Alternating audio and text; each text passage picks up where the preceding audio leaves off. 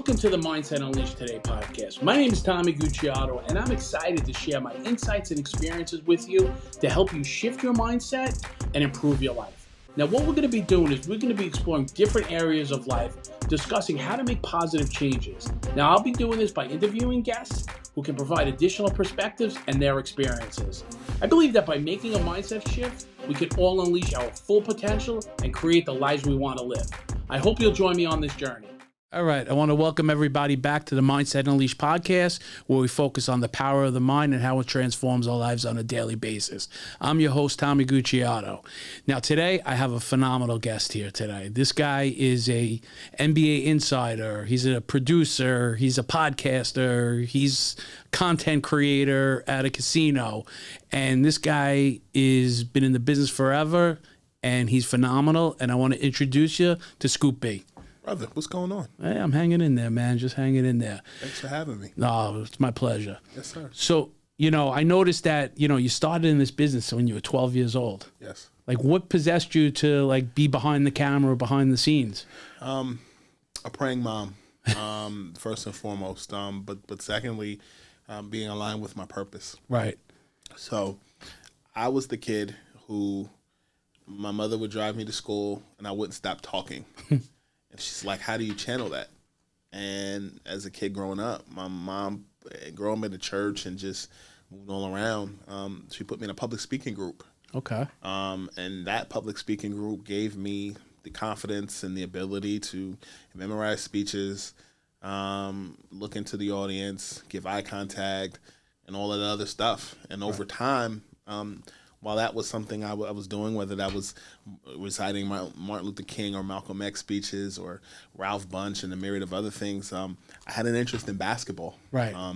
Dating back to grassroots basketball with my family in their background, owning sneaker stores and shoe stores. And ultimately, the Nets came calling after auditioning at Chelsea Pier in Manhattan for 2 auditions to be a radio personality at a local public access radio station. And the Nets came calling, and years later, channeling my interest in basketball and more, here we are sitting today. Wow, that's phenomenal. At such a young age to know where your purpose is and where your vision is. Yes. That's really impressive, because most people, they take maybe 30, 40, 50 years before they find out what they want, and you have a passion and you're going for it.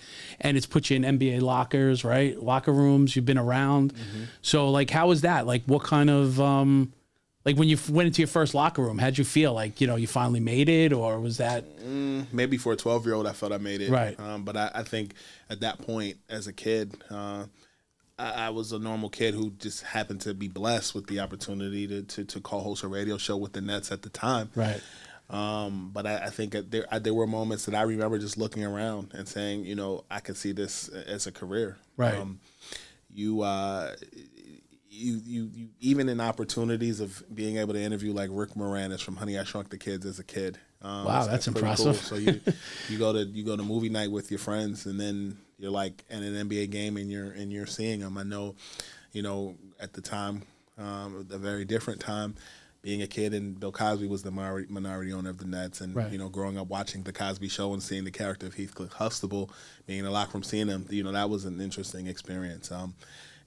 Just being in different places and seeing some of the people who are household names now in the media space, like that were on at my age now, or maybe a little younger, like Chris Broussard, who's at FS1, who was covering the Nets and the Knicks for the New York Times, being around Adrian Wojnarowski.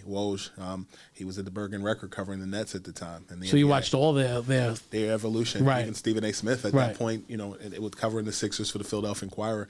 And then just a lot of players who were back then players now in front office positions, coaching positions, agent positions. So, it's basketball and just the social aspect. The model has always been shaking hands and kissing babies. But, right. How do you get from point A to point B? It's just a matter of getting your 10,000 or 100,000 plus hours and having practice in what you do. Right. And I think that's just a credit to good parenting, but also staying the course. Right.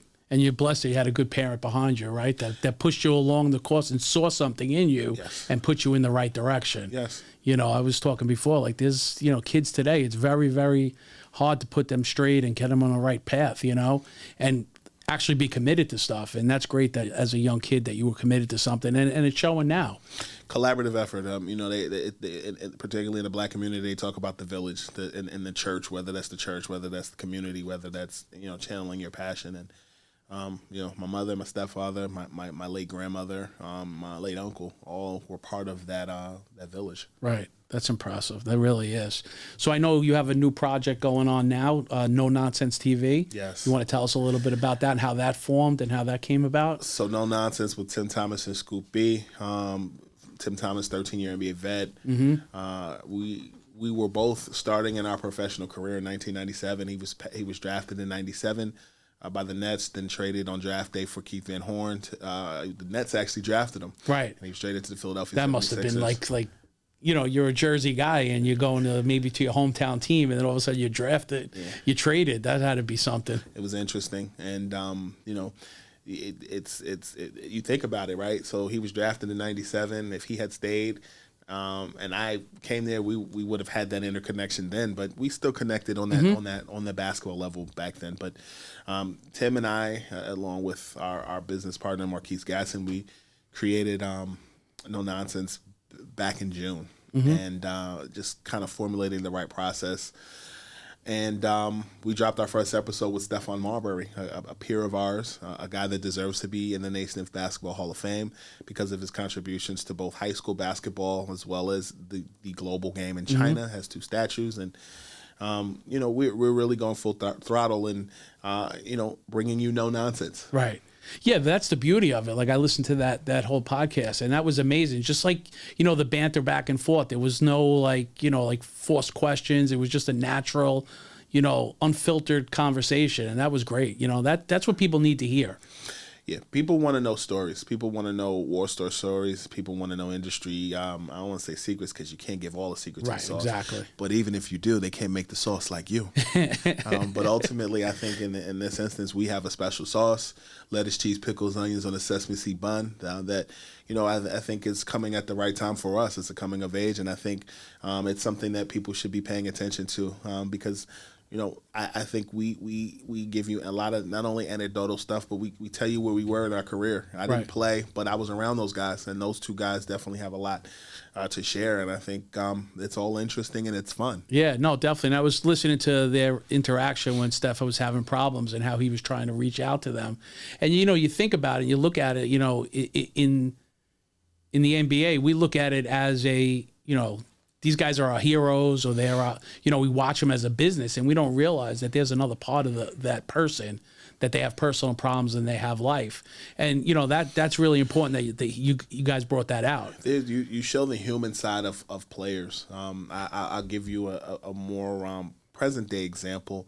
And one, Cam Thomas of the Brooklyn Nets. I had just last season had traveled between Paris, from Philly to Paris, back to Philly, and then Dallas, Texas. And then it just was a period where I was just all over the globe. And I remember the Nets were playing in Philadelphia, and Cam was passing by me. And this was at a point where Kevin Durant, Kyrie Irving was still on that team. And I said to Cam, "Yo, the internet says you never smile. How come?" And he looked at me and said, "'Cause ain't shit funny." And to me, I sat back and I was like, that's pretty funny. Yeah. And I waited a couple days and I tweeted it. And that tweet has over last I checked it, 10 million impressions. Wow. On Twitter. And he actually started a clothing line, based on apparel line or merch line based off of Ain't Shit Funny. All right, there you go. And so to me, you know, it's simple, but it's catchy. Right. And I know that a podcast through The Athletic actually voted that as at the end of this year or of 2023, the most quotable quote in the NBA. Oh, really? 2023. Okay. So I thought that was interesting because we weren't even trying. Right. You just did something. Ain't shit funny. Right. Yeah. Ain't shit funny though. Yeah. So how does your mindset shift along the way? Like, you know, from being a 12-year-old, you know, then, you know, maybe being excited that you're in a locker room to being, this is actually my job and my career. Like, how did you distinguish the both? I think, so some would call that being a child prodigy, right?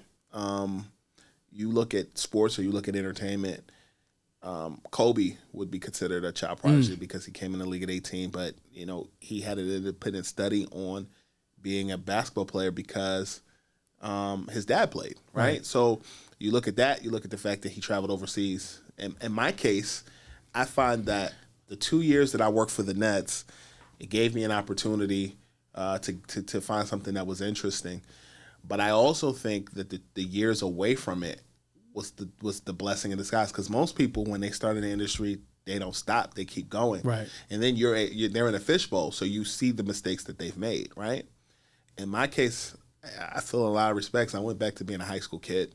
Okay. I went to college. I got a bachelor's degree, but I made my mistakes and grew. Right. Privately. Right. Not in the public eye. No, not in the public eye. But I think I'll say that having gone to a small Division III Christian college, in college it developed my faith. Right. And you learn.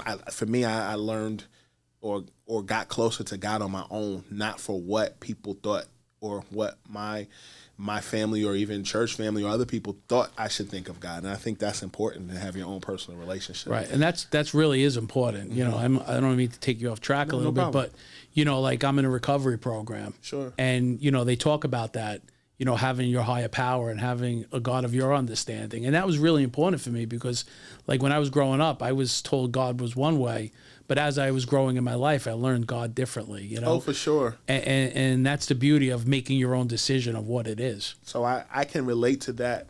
My mom was a single parent up until I was 11 years old. She remarried my stepfather, and my father was an addict. And, for years, my mother did not allow me to see my father. And then as I got older, she allowed me to see him with visitation, but he had to submit urine samples. And so some of the things that you're discussing, I keenly relate to them. But there's so much that as I got older, in addition to being a high school student and then later going to college, getting to know my father's side of the family was something that I did specifically, and learned so much about business and learned just a lot of game and just life. Right. From the dual, I guess the co-parenting, if you will, and then co-adulting, if you will, too. But I think it's so important to you don't really know yourself until you know your parent, or you see certain things in your parents and yourself, and you grow. So I think my mindset not only shifted in the world of sports and entertainment, but who my family was, and knowing what makes my father tick. Right. Yeah, that's really important because we don't choose our family, right? No, you don't. And, not that we're stuck with them, but they are part of our lives. So we have to understand, like, what makes them tick. Like, I'm having issues with my kids right now because of certain things that happened in my past. And, and I'm always honest and open with them. But, as they get older, they have different questions. Sure. So I want them to know who I am and what I am so they can make their own decisions of how I, what I've done and where I've become. Of course. And so when you ask me about my mindset, I think mindset is so important in this aspect.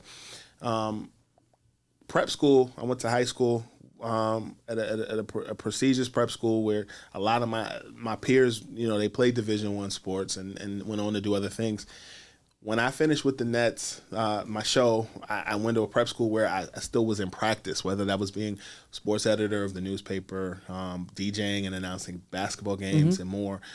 When I found something, when the Nets thing was no longer a thing, I did other things.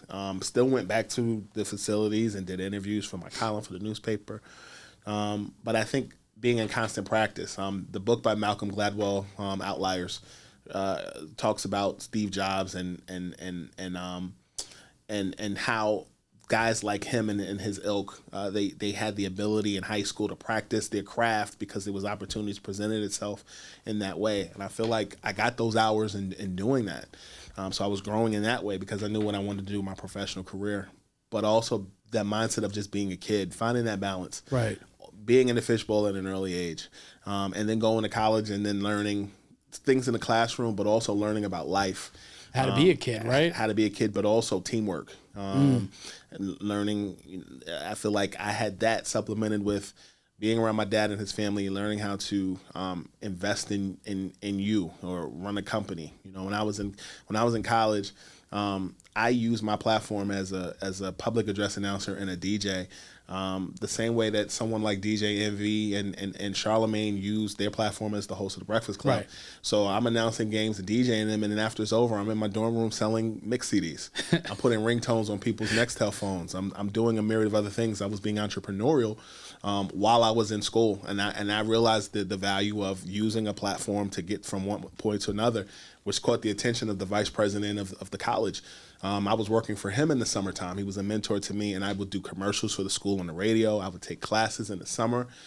But I was doing all that while I was actually struggling academically. Right. I was dealing with the death of my grandmother. There was a point in my career in college where my grades were so bad I had a 1.4 GPA. Oof. And one semester I had 4 Fs on my report card. And my dad looked at me and he goes, "Damn, you got 4 Fs?" He goes, "I need 2 more hands because that's 4 middle fingers."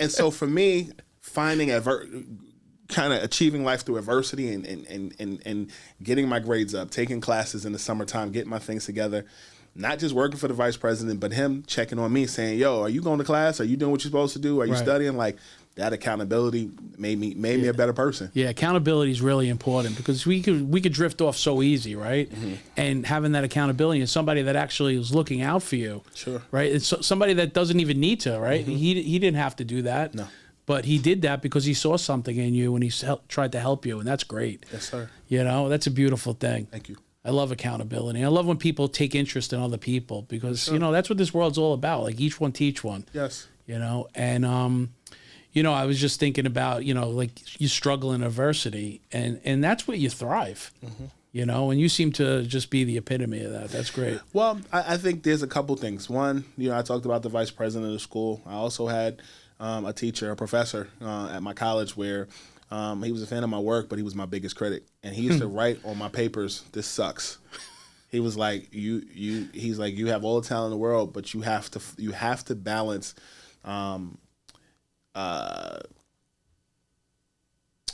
style and substance." Okay. And to me, that's something that I live by every day. You know, if you're in your playbook and doing what you're supposed to do while also presenting you and your personality, you have to find that middle ground. And he was telling me that at 18, 19, 20, 21 years old. At the age I am now, I'm grateful to have those experiences. Yeah, you got a lot of great life lessons, man. Those are phenomenal lessons. For me, I'm more thankful for the career professionally as an adult than I am as a kid. Mm. The kid part of me is cool, but the adult life and getting from point A to point B is more exciting because I did the work. Mm. You know, when I finished grad school in 2011, I had a major knee surgery. And nobody was hiring, and I had to find ways to build my platform. And I lived in my grandmother's basement, and you know, had a double door fridge. The refrigerator side didn't work. The freezer side worked as the refrigerator. I had no oven. I had no stove. I cooked on hot plates, George Foreman grill, microwave, and toaster oven. Mm. And you people with the Ninja air fryers have it a little easier. But those are easy, right? They are easy. I have one. I don't understand the concept because I like to cook on now that I have a gas stove, I like to cook because maybe I have a little PTSD from the basement. Right, probably. But no, I think those life lessons. My grandmother would be upstairs, and when I would leave her for the night, she struggled with dementia, so I was doubling as a caretaker, but also as a person who was building my brand. And when I would leave, I would say to her, "Hey, I gotta run, Grandma. I gotta go work on Scoop Inc." Right. And she would laugh, but that's what I was doing. Right. No, that's beautiful because like all these little lefts and rights, you get left and right hooks all over the place, but you kept on going forward. You kept on moving in the right direction. Yes. And you didn't give up because you had a vision. A couple times I wanted to. Listen, I'm sure there's days even now you might want to, but you know what? You know the bigger picture. Because I knew my purpose. Right. I knew my mindset. Right. That's what's the most important thing. You have to know your purpose. Yes. And my father always told me, if you like what you do, you'll never work a day in your life. He ain't told no lies told in the making of this product. So let me ask you, along the way, do you have any what's your most memorable moment of what you've been doing? A lot. Come on, it's got to be one thing that stands out. So I think people that I'm close with are people who have followed me on social media. They would say that sitting at a basketball game courtside next to Rihanna was a cool moment. There was a celebrity basketball game at the Barclays Center, and we were sitting courtside, and she had a Nathan's. She was eating a Nathan's, I think a hot dog as well as a Nathan's French fry, and we were sitting courtside at the game. The whole row cleared out because it was a bunch of USA basketball players that were there, and they had a game the next day. They had a curfew, so I'm sitting on the end. Some said, "Shoot your shot." Not that way. Right, I got Not you. like that, but no, sit but there just and have say something, right? Yeah. So we end up sitting there, and she knows the game of basketball left and right. And, at some point I was like, yo, let's take a picture. She was like, I tried to get a photographer. She goes, no, take selfie. And so she takes a picture with the Nathan. You know, the Nathan's French fry has like the crinkles. Yeah, the crinkles in it and everything. So people are like, "Is that a mozzarella stick?" No, stupid. It's a French fry. And it's funny because the whole time we're talking, it's photographers on the baseline taking pictures for days. So I'm getting tagged in all this stuff on Instagram. This was like in 2014. I'm like, yo, that's crazy. That was 10 years ago. Wow. And even back then, there were bumps in the road. Being at a publication, the Source magazine, legendary hip hop magazine, I had an opportunity to work there, but they didn't pay me. So what do you do with that? You take advantage of access, right? Credentials, and do what you need to do. At one point, I was freelancing at about 10 to 12 different publications, but I had relationships. And I parlayed that. I learned how to, deal with other companies and partnerships and co-branding, like all through that time at the Source. And now people are seeing you out there, and they're seeing you at places. They're seeing you at an event. Now you're synonymous with, you're on a red carpet or meeting somebody. So and the dual role of either appearing on a red carpet as talent or interviewing on the red carpet as talent. Right. But also, I think what's important is utilizing the internet to your advantage. At a point, I was chasing TV anchor, but it's like, nah. Like I started chasing digital and the internet, and I grew with the internet. And I think that's also one of the things that I had to adjust. You go to school to be a broadcast journalist, but streaming and new media is the wave, right? And I think that it became a level playing field when we were at the height of the pandemic. Yes, 100%. And how'd you go from talking about the pandemic, like, now you're out games and you're doing your stuff. How'd you pivot from there? Well, a couple things. One, I think, so I talked about 2014. 2015, I'll go back and then answer your question that it'll all make sense. 2015, I started at CBS Sports Radio, and I had a podcast. And you learn the digital game, whether that's people reading from left to right on headlines, whether that's the viral clip that people want. I started to really learn the game. It's storytelling and audio clips and all that stuff, like that ain't shit funny moment. Right. So at CBS, did interviews where stuff would get picked up by TMZ, Complex, Bleacher Report. I'm like, yo, this is crazy. And it was like a situation like the Source. Only got paid off of advertising dollars, but the experience is why I'm able to sit in this seat next to you now. And so we go from 2015 to 2016 doing that for 1 year, and then going to leaving there, going to another publication, and then use the same formula in the podcast world of CBS for my own brand, Scoopy Radio, which garners anywhere from 2 to 20 million streams annually. We've had anybody guest-wise from The Voice of Siri, DJ Khaled, Mark Cuban, Shaq, Kobe, and more, and taking that and building it up and getting all of that stuff put in the blogs and then replicating what was done at CBS. And then the pandemic happens.